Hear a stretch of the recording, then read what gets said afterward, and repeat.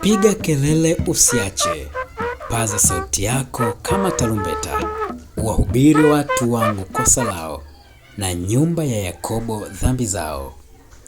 Huu ni wito kwa kanisa. Mungu anahitaji kanisa lipige kelele kuwajuza watu habari za Yesu. Kanisa limekuwa likifanya kazi hii tangu kuanza kwake, na kwa kutumia maandiko matakatifu, mahubiri ya nyumba kwa nyumba, na hata mahubiri ya hadhara, kanisa limekuwa likipeleka utume kwa mataifa mbalimbali ya dunia.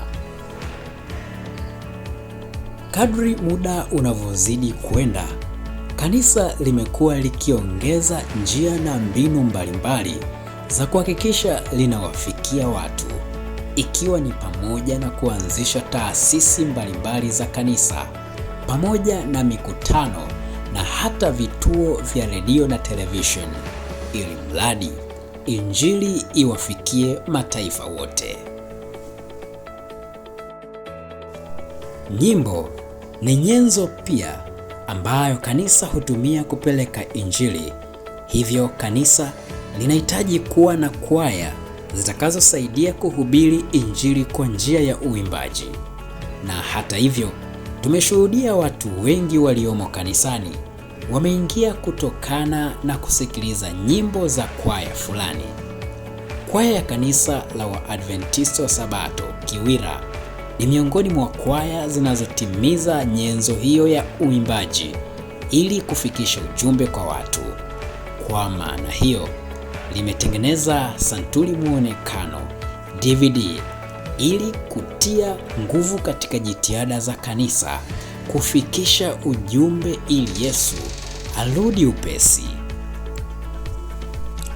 Albamu hii ina jumla ya nyimbo 9, huku wimbo unaobeba albamu ukiwa ni Ninatamani. Haikuwa rahisi kufika hapa. Hakika changamoto zilikuwa ni nyingi kweli kweli, lakini Mungu ameshikilia kazi yake, na leo tunasherekea ushindi mkubwa pamoja na kuzindua santuri hii muonekano ili ianze kutumika na ikabariki pamoja na kuhubiri maelfu ya wakazi wa dunia. Na hii ndiyo albamu yetu.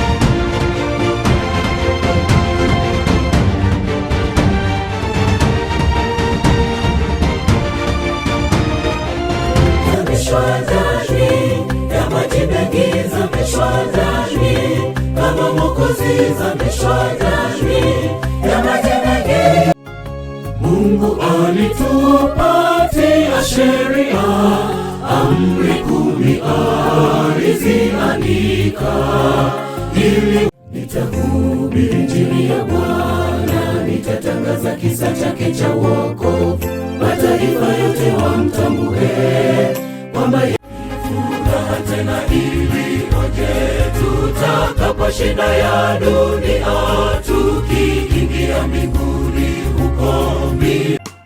Ninatamani kufika nchi ya ahadi ambayo imeandaliwa.